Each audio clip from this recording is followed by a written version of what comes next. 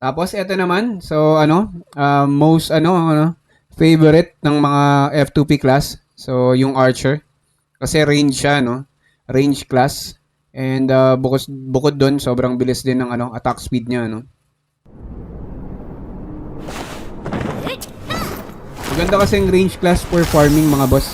Lalo na sa early days. Alam na alam yan ng mga MMO legends dyan, no? Ng mga MMORPG intro boys natin dyan, no? Alam na alam nila tong mga class na to.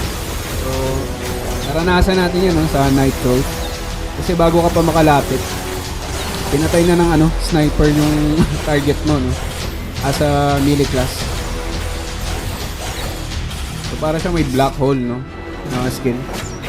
So, igupin sila nung yung parang black hole na yun. Ganda ng effects, no? Oh? Ang bilis ng niya, guys. Ang bilis ng dodge. Yung piercing arrow. Dodge ba yun? Or hindi.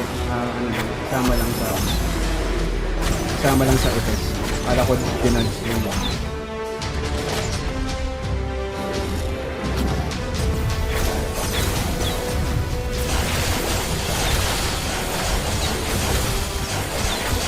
So, goods to for PBE, no, guys.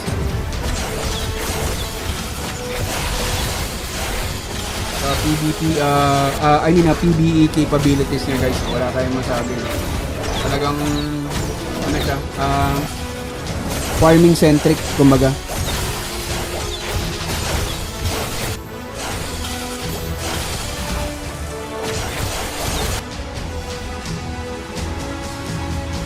Ganda rin ng effects, no? Tatalo tuloy yung isip ko kung mag-archer ba ako o magwa-warlord. Kasi kung if it's warlord, no?